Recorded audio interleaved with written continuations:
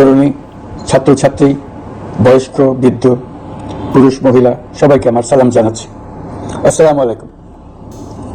বক্তব্যের শুরুতে আমি গভীর শ্রদ্ধা জানাচ্ছি জুলাই আগস্ট মাসে ফেসিবাদের বিরুদ্ধে ছাত্র শ্রমিক জনতার অভ্যুত্থানে নিহত সকল শহীদের প্রতি।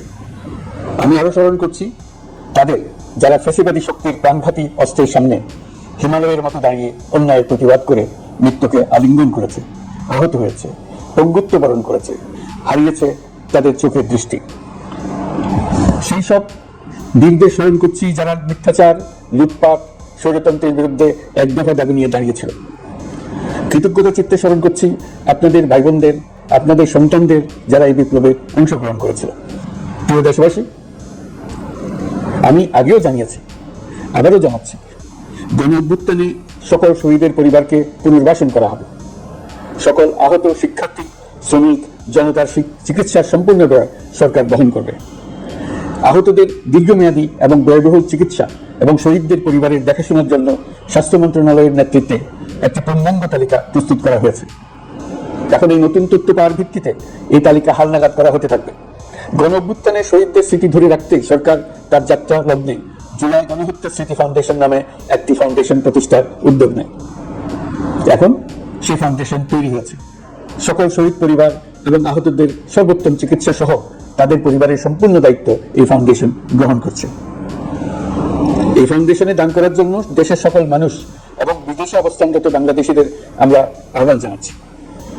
গত মাসে কুমিল্লা, নোয়াখালী, সিলেট অঞ্চলে আকস্মিক বন্যা এসব এলাকার মানুষকে হতভম্ব করে দিয়েছে। এখানে বেশিরভাগ এলাকায় কোনোদিন বন্যা হয়নি। তারা বন্যা মোকাবেলা করে অভ্যস্ত নন। দেশপ্রেমিক সশস্ত্র বাহিনী তাৎক্ষণিকভাবে বন্যা আক্রান্ত সবাইকে রক্ষার জন্য এগিয়ে আসে। সেনা, নৌ এবং বিমান বাহিনী পরস্পরের সঙ্গে সমন্বয় করে একযোগে কাজে নেমে পড়ার ফলে মানুষের দুর্ভোগ কম হয়েছে। এর পরপরই এনজিও এবং সাধারণ মানুষ দেশের সকল অঞ্চল থেকে দলে দলে এগিয়ে এসছে। আমি বিশেষ করে দেশপ্রেমিক সেনাবাহিনীকে আবারও ধন্যবাদ জানাচ্ছি। দেশের সকল দুর্যোগকালে তারা সবসময় আন্তরিকভাবে এগিয়ে এসছে। বিশেষ করে বন্যা ও শান্তি শৃঙ্খলা রক্ষার কাজে তাদের সৈনিক এবং অফিসাররা দিনের পর দিন যেভাবে দায়িত্ব পালন করেছে তার কোনো তুলনা হয় না। জনজীবনে স্বস্তি ও আত্মবিশ্বাস প্রতিষ্ঠায় তাদের ভূমিকা অনন্য। বাংলাদেশ সশস্ত্র বাহিনীর সকল সদস্যকে আমি ধন্যবাদ জানাই তাদের সততা, ত্যাগ ও অসীম দেশপ্রেমের জন্য। দেশের স্বাধীনতা সংগ্রাম থেকে শুরু করে বন্যা, খরা, ঝড়, বৃষ্টি, ঘূর্ণিঝড়, সকল প্রাকৃতিক দুর্যোগে আপনারা সকলের শেষ ভরসার স্থান। দেশের প্রতিটি ক্রান্তি লগ্নে আপনারা দেশের মানুষের পাশে থেকেছেন। দেশের স্বাধীনতার পক্ষে, সার্বভৌমত্বের পক্ষে অবস্থান নিয়েছেন। দেশ গঠনে আপনারা সবার আগে এগিয়ে এসেছেন। বিগত জুলাই হতে শুরু হওয়া গণ অভ্যুত্থান, বন্যা, নিরাপত্তা প্রদান, অস্ত্র উদ্ধার সহ সকল কার্যক্রমে আপনারা সফলভাবে দিনরাত কাজ করে যাচ্ছেন। সরকার ও জনগণের পক্ষ থেকে আমি আপনাদের প্রতি কৃতজ্ঞতা জানাচ্ছি। বন্যা আমাদের জনজীবনে আরেকটি দিক উন্মোচন করল।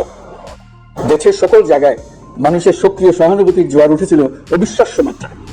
ব্যবসায়ী, অর্থবান ব্যক্তিরা যেমন তাদের অর্থ নিয়ে স্বতঃস্ফূর্তভাবে এগিয়ে এসেছিল, তেমনি দেশের বিভিন্ন প্রান্তের সাধারণ মানুষ, স্কুল, কলেজ, বিশ্ববিদ্যালয়ের ছেলেমেয়েরা জোয়ারের ঢলের মতো যার যার সামর্থ্য নিয়ে এগিয়ে এসছে। অনেকেই ছুটে গেছে বন্যার্তদের সহযোগিতা করার জন্য। এনজিওরা বিভিন্ন জায়গা থেকে ছুটে গেছে তাদের সহায়তা নিয়ে। তাদের কাজে অনুপ্রাণিত হয়ে আমি এনজিও নেতাদের সঙ্গে বৈঠক করেছি কিভাবে সরকার তাদের কাজের সঙ্গে সরকারের উদ্যোগকে সমন্বিত করতে পারে, সেটার কাঠামো তৈরি করে দেওয়ার জন্য। বন্যা এখন চলে গেছে, কিন্তু পুনর্বাসনের কঠিন কাজ আমাদের সামনে রয়ে গেছে। সকলের সহযোগিতায় আমরা পুনর্বাসনের কাজটি সফলভাবে সমাধান করতে চাই। আইন শৃঙ্খলা পরিস্থিতির উন্নতির জন্য আমরা দিনরাত পরিশ্রম করে যাচ্ছি। যে সমস্ত ভাই বোনেরা তাদের গত 16 বছরের বেদনা জানিয়ে তার প্রতিকার পাওয়ার জন্য আমার অফিস এবং সচিবালয়ের অফিস সমূহের সামনে প্রতিদিন ঘেরাও কর্মসূচি দিয়ে আমাদের কাজকর্ম ব্যাহত করছিলেন, তারা আমার আহ্বানে সাড়া দিয়ে ঘেরাও কর্মসূচির থেকে বিরত হয়েছেন বটে, তবে অন্যত্র আবার তারা তাদের কর্মসূচি দিয়ে যাতায়াতে ব্যাঘাত সৃষ্টি করছেন। আমি কথা দিচ্ছি, আপনাদের ন্যায্য আবেদনের কথা আমরা ভুলে যাব না। আমরা সকল অন্যায়ের প্রতিকারের জন্য প্রতিশ্রুতিবদ্ধ।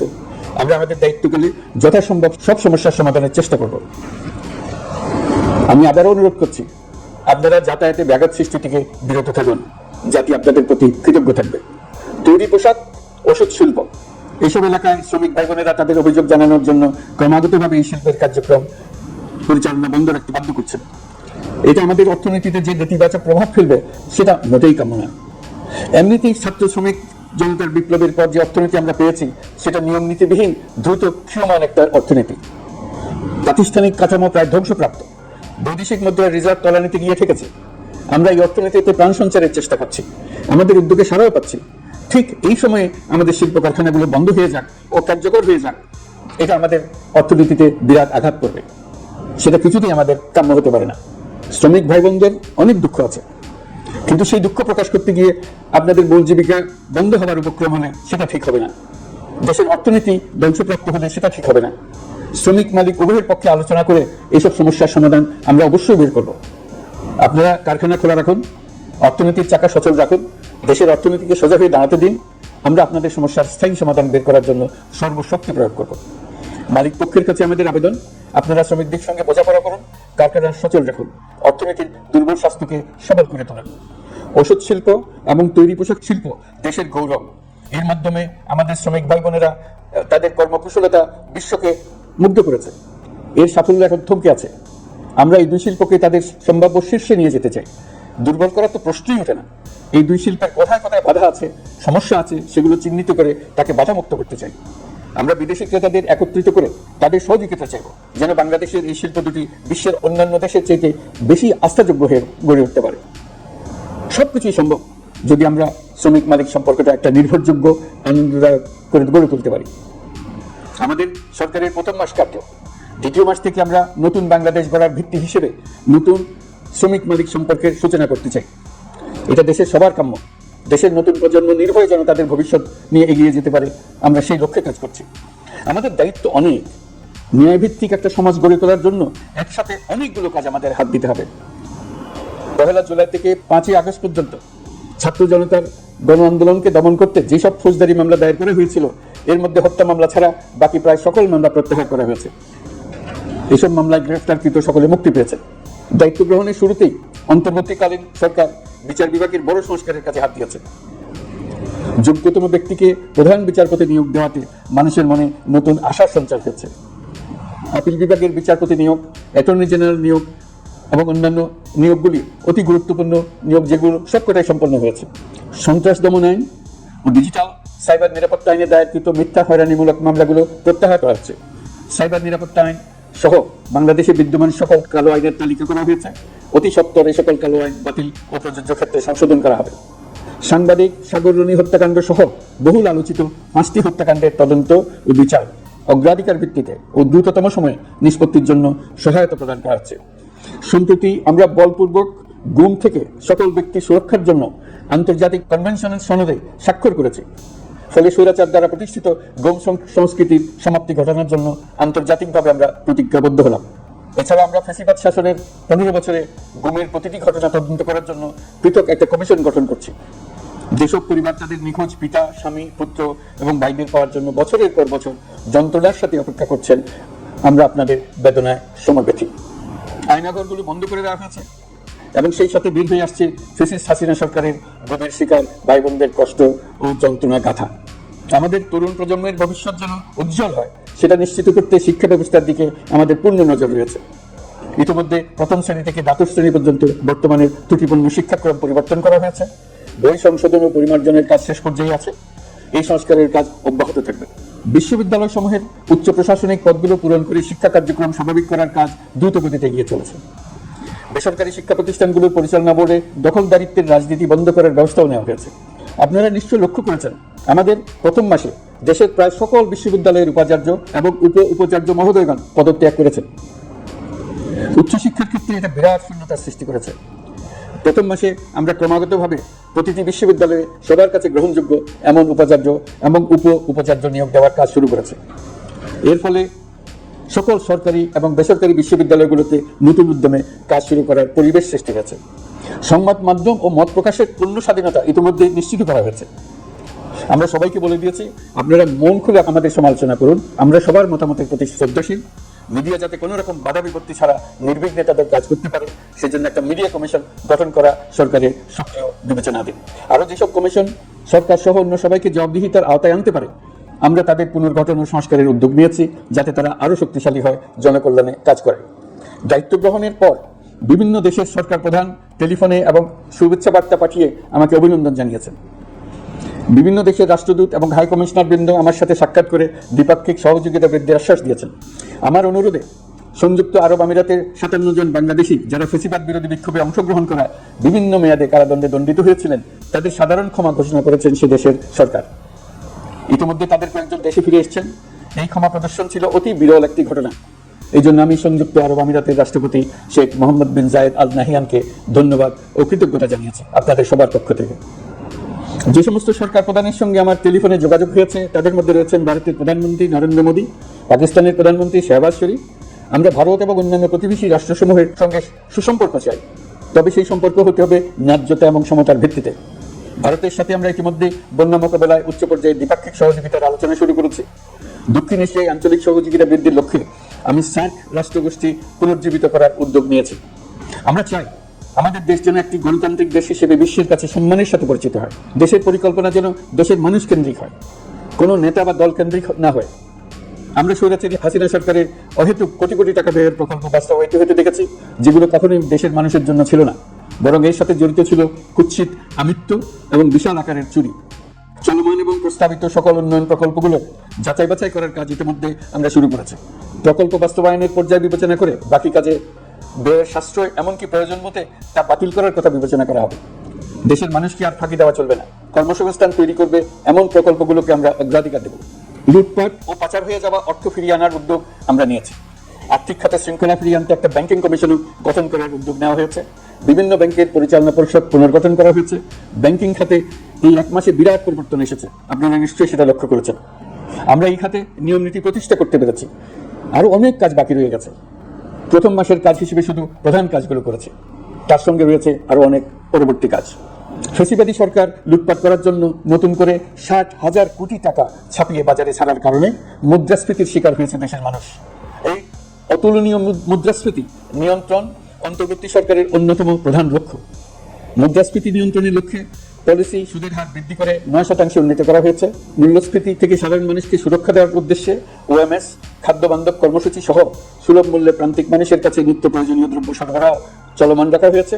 মূল্যস্ফীতি মোকাবেলায় চলতি অর্থ বছরে চাল ও গম আমদানির জন্য 5,800 কোটি টাকা, অভ্যন্তরীণ সংগ্রহের জন্য 8,900 কোটি টাকা এবং খাদ্য ভর্তুকির 3টি প্রোগ্রামের জন্য 7,360 কোটি টাকা বরাদ্দ রাখা হয়েছে। বিভিন্ন স্টেক হোল্ডারের সাথে সভা করে মূল্যস্ফীতি নিয়ন্ত্রণের করণীয় সমূহ চিহ্নিত করা হয়েছে। পরিচালন ও উন্নয়ন ব্যয় যৌক্তিক পরিমাণে হ্রাস করার জন্য কার্যক্রম গ্রহণ করা হয়েছে। কৃষি পণ্য উৎপাদনের জন্য সার আমদানির ক্ষেত্রে প্রয়োজনীয় বৈদেশিক মুদ্রার সরবরাহ নিশ্চিত করার পদক্ষেপ নেওয়া হয়েছে। প্রকৃত চাষিগণ যাতে কৃষি ঋণ পেয়ে থাকেন তা নিশ্চিত করার উদ্যোগ নেওয়ার পাশাপাশি কৃষি ঋণের পরিমাণ বৃদ্ধি করা হয়েছে।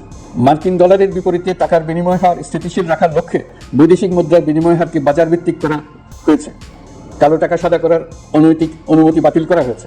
বৈদেশিক মুদ্রার রিজার্ভ বৃদ্ধি করতে বিভিন্ন উন্নয়ন সহযোগীদের কাছ থেকে বাজেট সাপোর্ট চাওয়া হয়েছে। আন্তর্জাতিক মুদ্রা তহবিল থেকে অতিরিক্ত 3 বিলিয়ন মার্কিন ডলার, বিশ্বব্যাংক থেকে অতিরিক্ত 1 বিলিয়ন ডলার, জাইকা থেকে অতিরিক্ত 1 বিলিয়ন মার্কিন ডলার প্রদানের অনুরোধ করা হয়েছে। রূপপুর পারমাণবিক বিদ্যুৎ কেন্দ্র নির্মাণ প্রকল্পের অগ্রিম অর্থ পরিশোধ এবং বকেয়া পাওনা নিয়ে রাশিয়ান ফেডারেশনের সাথে অর্থ মন্ত্রণালয়ের আলোচনা চলছে। পাইপলাইনে থাকা 48 বিলিয়ন মার্কিন ডলার বৈদেশিক সহায়তা ব্যবহারের উদ্যোগ নেওয়া হয়েছে। মেগা প্রকল্পের নামে লুটপাট বন্ধের পাশাপাশি স্বাস্থ্য ও শিক্ষা খাতে বরাদ্দ বৃদ্ধির পরিকল্পনা গ্রহণ করা হয়েছে। বৈদেশিক মুদ্রার রিজার্ভের উপর চাপ কমানোর লক্ষ্যে রাশিয়া এবং চীন থেকে প্রাপ্ত ঋণের সুদের হার কমানো এবং ঋণের মেয়াদ বৃদ্ধির জন্য অনুরোধ জানানো হয়েছে। সকল উন্নয়ন সহযোগীদের সাথে সম্পর্ক আরও নিবিড় করার উদ্যোগ নেওয়া হয়েছে। সকল অর্থনৈতিক সূচক এবং পরিসংখ্যানের প্রকৃত মান বা সংখ্যা প্রকাশের জন্য নির্দেশনা প্রদান করা হয়েছে। জিডিপি, মূল্যস্ফীতি ইত্যাদি সঠিক উপাত্ত সংগ্রহ, প্রাক্কলন ও প্রকাশের জন্য নির্দেশনা দেওয়া হয়েছে। জাতীয় রাজস্ব বোর্ড এবং অর্থ বিভাগের রাজস্ব আয় সম্পর্কিত উপাত্তের মধ্যে পার্থক্য নিরসনে উদ্যোগ নেওয়া হয়েছে। প্রকৃত রপ্তানি আয় নিরূপণ এবং প্রকাশের নির্দেশনা দেওয়া হয়েছে। জাতীয় রাজস্ব বোর্ডের অটোমাইজেশনের লক্ষ্যে পরিকল্পনা গ্রহণ করা হয়েছে।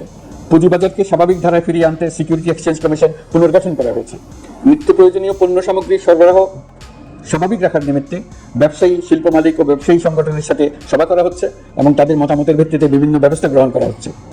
বিদ্যমান মজুদ ও ঘাটতি মূল্যায়ন করে ভবিষ্যৎ চাহিদা পর্যালোচনা করে স্থানীয় উৎপাদন বৃদ্ধির পাশাপাশি আমদানি পর্যায়ে বিভিন্ন জটিলতা দূরীকরণ, বন্দর ও বড় মোকাম সহ পরিবহন ব্যবস্থার বিভিন্ন সমস্যা সমাধানে সংশ্লিষ্ট সকল মন্ত্রণালয়, দপ্তর, বিভাগকে প্রয়োজনীয় নির্দেশ দেওয়া হয়েছে। এই জন্য তেল, চিনি, ডিম ও মাংস উৎপাদনকারী বৃহৎ প্রতিষ্ঠানসমূহের সাথে সভা ও মত বিনিময় করা হচ্ছে। নিত্য প্রয়োজনীয় কিছু দ্রব্যাদি যেমন পেঁয়াজ, আলু এসবের দাম আরও কমানোর জন্য বিদ্যমান শুল্ক হার হ্রাসের বিষয়ে এনবিআরকে প্রয়োজনীয় নির্দেশনা দেওয়া হয়েছে। ইতিমধ্যে এনবিআর, পেঁয়াজ, আলু ও কতিপয় কীটনাশকের ক্ষেত্রে আমদানি শুল্ক হ্রাস এবং ক্ষেত্র বিশেষে রেগুলেটরি শুল্ক প্রত্যাহার করে এসআরও জারি করেছে। নিম্ন আয়ের 1 কোটি পরিবারকে টিসিবির মাধ্যমে হ্রাসকৃত মূল্যে কিছু পণ্য যেমন পরিবার প্রতি চাল মাসে 5 কেজি, সয়াবিন তেল মাসে 2 কেজি, মসুর ডাল মাসে 2 কেজি দেওয়া হচ্ছে। এটি সামনের দিনগুলোতে অব্যাহত রাখা হবে। সরকার দায়িত্ব গ্রহণের পর জনপ্রত্যাশা অনুযায়ী বিদ্যুৎ, জ্বালানি ও খনিজ সম্পদ মন্ত্রণালয় হতে বিদ্যুৎ ও জ্বালানির দ্রুত সরবরাহ বৃদ্ধি আইনের অধীনে চলমান সকল প্রকার নেগোসিয়েশন, প্রকল্প বাছাই এবং ক্রয় প্রক্রিয়াকরণ কার্যক্রম আপাতত স্থগিত করা হয়েছে। গত 1.5 দশকে এই আইন ব্যবহার করে লক্ষ কোটি টাকা লুটপাট হয়েছে। বিদ্যুৎ, জ্বালানি ও খনিজ সম্পদ মন্ত্রণালয়ের আওতাধীন কোম্পানিসমূহে অধিকতর স্বচ্ছতা ও জবাবদিহিতা আনার লক্ষ্যে কোম্পানিসমূহের পরিচালনা পর্ষদ পুনর্গঠন করা হয়েছে। প্রকৌশল, ভূতত্ত্ব এবং খনিজ হিসাব বিষয়ে অধ্যয়ন করেছে এমন ছাত্র প্রতিনিধি অন্তর্ভুক্ত করার জন্য উদ্যোগ গ্রহণ করা হয়েছে। এই খাতে অধিকতর সক্ষমতা, গতিশীলতা এবং জবাবদিহিতা নিশ্চিত করার লক্ষ্যে বিশেষজ্ঞগণের সমন্বয়ে একটি কমিটি গঠন করা হয়েছে। জ্বালানি তেলের মূল্য জনপ্রত্যাশা অনুযায়ী সহনশীল রাখতে অকটেন ও পেট্রোলের দাম 6 টাকা, ডিজেল ও কেরোসিনের দাম 1 টাকা 25 পয়সা কমানো হয়েছে। 37 দিন বন্ধ থাকার পর গত 25 আগস্ট হতে মিরপুর 10 ও কাজীপাড়া স্টেশন ছাড়া বাকি সব স্টেশনে মেট্রো রেল পুনরায় চালু করা হয়েছে। ভুয়া মুক্তিযোদ্ধাদের চিহ্নিত করার লক্ষ্যে বিশেষ করে মুক্তিযুদ্ধের সময় যাদের বয়স 12.5 বছরের কম ছিল তাদের মুক্তিযুদ্ধ তালিকা হতে বাতিলের জন্য সুপ্রিম কোর্টে লিভ টু আপিলের পদক্ষেপ গ্রহণ করা হয়েছে। মুক্তিযোদ্ধা কল্যাণ ট্রাস্টের আওতাধীন বেদখলকৃত স্থাবর সম্পত্তি উদ্ধারে প্রয়োজনীয় ব্যবস্থা গ্রহণ করা হয়েছে। গৃহায়ন ও গণপূর্ত মন্ত্রণালয় কর্তৃক গৃহীত বরিশাল, রংপুর, ময়মনসিংহ উন্নয়ন কর্তৃপক্ষ আইন এর খসড়া তৈরির কার্যক্রম নেওয়া হয়েছে। পূর্বাচল নতুন শহর প্রকল্প, ঢাকার আশেপাশে স্যাটেলাইট সিটি নির্মাণের রোডম্যাপ চূড়ান্তকরণের উদ্যোগ নেওয়া হয়েছে। বিধি বহির্ভূত প্রদত্ত প্লট ও ফ্ল্যাটের বরাদ্দ বাতিলের উদ্যোগ নেওয়া হয়েছে। প্রিয় দেশবাসী, আপনাদের আমাদের সন্তানদের জন্য একটি গণতান্ত্রিক বাংলাদেশের রূপরেখা তৈরি করতে আমরা দৃঢ় প্রতিজ্ঞ। আর যেন আমাদের কোনো স্বৈরাচারের হাতে পড়তে না হয়। আমরা যাতে বলতে পারি আমরা একটি গণতান্ত্রিক দেশে বসবাস করি, আমরা যাতে সকলে দাবি করতে পারি যে এই দেশটি আমাদের, আমরা সেই লক্ষ্যেই কাজ করছি। কেউ আইন নিজের হাতে তুলে নেবেন না। আইন নিজের হাতে তুলে নিয়ে কেউ সমাজে বিশৃঙ্খল পরিবেশ সৃষ্টি করলে আমরা তাকে অবশ্যই শাস্তির আওতায় নিয়ে আসবো। আমরা একটি সাম্প্রদায়িক সম্প্রীতির দেশ। ধর্মীয় সম্প্রীতি বিনষ্ট হয় এমন কোনো কাজ কেউ কোনোভাবেই করবেন না।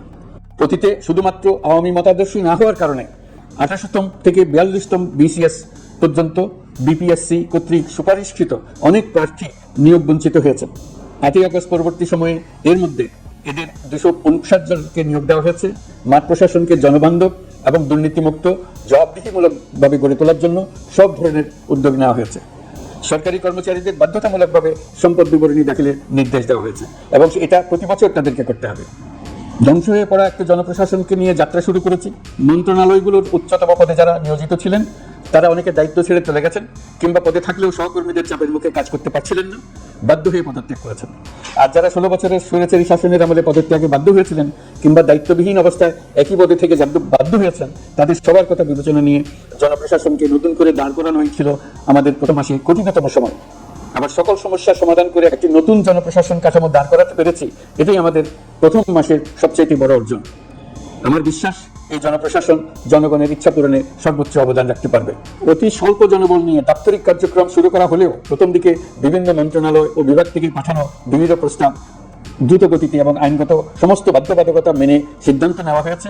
গত 1 মাসে বিভিন্ন মন্ত্রণালয় ও বিভাগ 198টি অতি গুরুত্বপূর্ণ বিষয়ে সিদ্ধান্ত নিয়েছে। জনপ্রশাসনের 135 জন অতিরিক্ত সচিব, 227 জন যুগ্ম সচিব এবং 120 জন উপসচিবকে পদোন্নতি প্রদান করা হয়েছে। 59টি জেলার জেলা প্রশাসককে প্রত্যাহার করা হয়েছে এবং নতুন 59 জন জেলা প্রশাসককে নিয়োগ দেওয়া হয়েছে। 67 জন কর্মকর্তার চুক্তিভিত্তিক নিয়োগ বাতিল করা হয়েছে। 10 জন যুগ্ম সচিব, 8 জন অতিরিক্ত সচিব, 6 জন সচিবকে ওএসডি করা হয়েছে। বাংলাদেশ পুলিশের 80 জন ডিআইজি, 30 জন পুলিশ সুপার সহ 110 জনকে পদোন্নতি প্রদান করা হয়েছে। 1 জন ডিআইজি, 1 জন এডিশনাল ডিআইজি, 4 জন পুলিশ সুপারকে চাকরিতে পুনর্বহাল করা হয়েছে। আইজিপি সহ 10 জন অতিরিক্ত আইজি, 88 জন ডিআইজি, 21 জন এডিশনাল ডিআইজি, 177 জন পুলিশ সুপার সহ মোট 297 জন কর্মকর্তাকে বদলি করা হয়েছে। ছাত্র শ্রমিক জনতার বিপ্লবের মূল লক্ষ্য ছিল গণভবন। এটা ছিল স্বৈরাচারের কেন্দ্রবিন্দু। এই সরকার বিপ্লবের প্রতি সম্মান দেখিয়ে গণভবনকে বিপ্লবের জাদুঘর হিসেবে ঘোষণা দিয়েছে। ছাত্র জনতার ক্ষোভকে স্থায়ীভাবে তুলে ধরার জন্য গণভবনের আর কোনো সংস্কার করা হবে না। ছাত্র জনতার ক্ষোভের মুখে তা যে অবস্থায় দাঁড়িয়েছিল সেই অবস্থায় তাকে রাখা হবে। যেসব মূল্যবান সামগ্রী জনতা নিয়ে গিয়েছিল সেগুলো অনেক ফেরত দিয়ে গেছেন।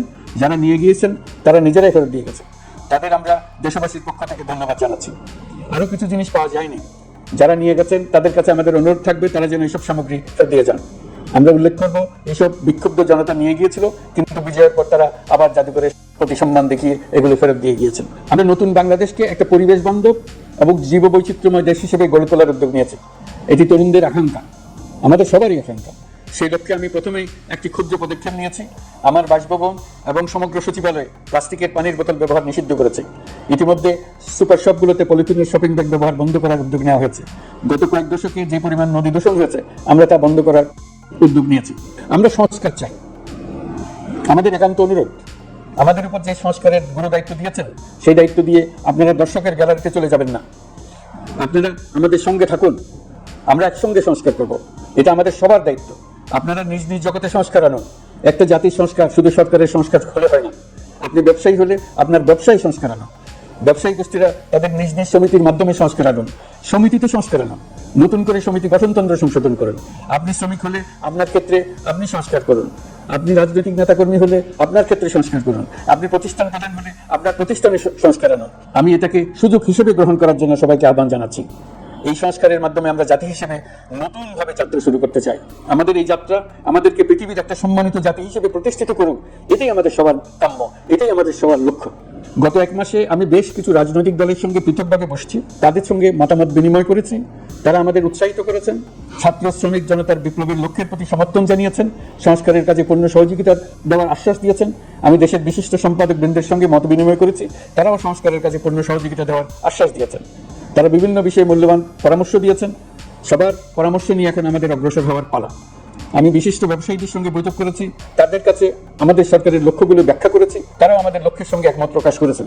আপনারা জানেন, ছাত্র শ্রমিক জনতার ঐতিহাসিক জুলাই গণঅভ্যুত্থানের মুখে এবং হাজারো মানুষের আত্মদানের বিনিময়ে বাংলাদেশে ফ্যাসিস্ট সরকারের পতন হয়েছে। এই গণঅভ্যুত্থানের বার্তা ও আকাঙ্ক্ষা বাস্তবায়নের জন্য একটি অভূতপূর্ব সময় ও সুযোগ আমরা এর মধ্য দিয়ে অর্জন করেছি। এর বাস্তবায়ন তথা বাংলাদেশে ফ্যাসিজম বা স্বৈরতান্ত্রিক শাসন পুনরাবৃত্তির আশঙ্কারও এবং জনমালিকানা ভিত্তিক কল্যাণমুখী জনস্বার্থে নিবেদিত একটি রাষ্ট্র ব্যবস্থা প্রবর্তনের লক্ষ্যে কিছু জাতীয় ভিত্তিক সংস্কার সম্পন্ন করা জরুরি হয়ে পড়েছে। উক্ত সংস্কার ভাবনার অন্যতম কেন্দ্রবিন্দু হচ্ছে সুষ্ঠু নির্বাচন ব্যবস্থা, সুশাসন প্রতিষ্ঠা করা। আমরা যেহেতু জনগণের ভোটাধিকার ও জনগণের মালিকানায় বিশ্বাস করি, সেহেতু নির্বাচন ব্যবস্থার উন্নয়নে আমাদের সংস্কার ভাবনায় গুরুত্ব পেয়েছে অধিক। আমরা মনে করি নির্বাচনের নামে সংখ্যাগরিষ্ঠতার একাধিপত্য ও দুঃশাসন মানুষের উপর চাপিয়ে দেওয়া বা এর মাধ্যমে এক ব্যক্তি বা এক পরিবার বা কোনো গোষ্ঠীর কাছে সকল ক্ষমতা কুক্ষিগত করে রাখার কোনো ক্রমেই গ্রহণযোগ্য নয়। এসব আশঙ্কা রোধ করার জন্য নির্বাচনের সাথে সম্পর্কিত নির্বাচন কমিশন সহ অন্যান্য প্রতিষ্ঠানগুলোর সংস্কারের কথা আমরা ভাবছি। নির্বাচন ব্যবস্থার সাথে সম্পর্কিত প্রতিষ্ঠান হিসেবে পুলিশ প্রশাসন, জনপ্রশাসন, বিচার প্রশাসন, দুর্নীতি দমন কমিশন, এই 4টি প্রতিষ্ঠানের সংস্কার করা সুষ্ঠু ও অবাধ নির্বাচনের জন্য অপরিহার্য। এসব প্রতিষ্ঠানের সংস্কার জনমালিকানা ভিত্তিক, জবাবদিহিমূলক এবং কল্যাণমূলক রাষ্ট্র ব্যবস্থা প্রতিষ্ঠায় অবদান রাখবে বলে আমি বিশ্বাস করি। এর পাশাপাশি সমাজের সকল স্তরের মানুষের প্রতিনিধিত্ব ও স্বার্থ নিশ্চিত করার জন্য এবং জুলাই গণঅভ্যুত্থানের বার্তাকে প্রতিফলিত করার জন্য সাংবিধানিক সংস্কারের প্রয়োজন আমরা অনুভব করছি। এসব বিষয়ে সংস্কার করার প্রাথমিক পদক্ষেপ হিসেবে আমরা প্রাথমিকভাবে 6টি কমিশন গঠন করার সিদ্ধান্ত নিয়েছি। এসব কমিশনের কাজ পরিচালনার জন্য বিষয়ভিত্তিক অভিজ্ঞতা বিবেচনা করে 6 জন বিশিষ্ট নাগরিকের নেতৃত্বে এই কমিশনগুলো পরিচালনা করার দায়িত্ব দিয়েছি। এরপর আরও বিভিন্ন বিষয়ে কমিশন গঠন করার প্রক্রিয়া আমরা অব্যাহত রাখব।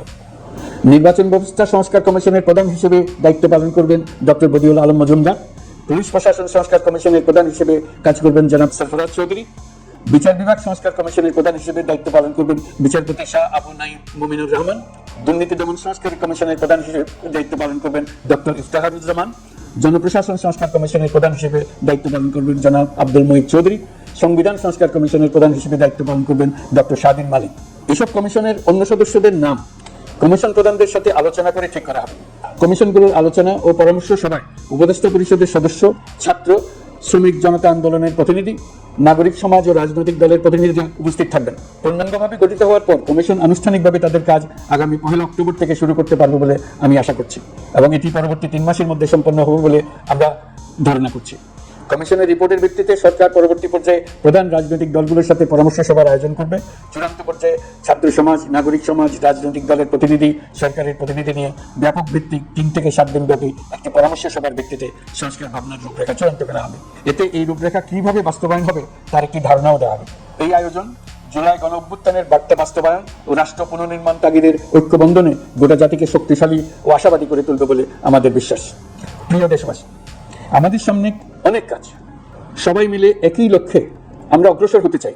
আমাদের মধ্যে, বিশেষ করে আমাদের নতুন প্রজন্মের মধ্যে যে সুপ্ত প্রতিভা লুকিয়ে আছে, সেটা যেন বিনা বাধায় রাষ্ট্রের এবং সমাজের সহযোগিতায় প্রকাশ করতে পারি, সেই সুযোগের কাঠামো তৈরি করতে চাই।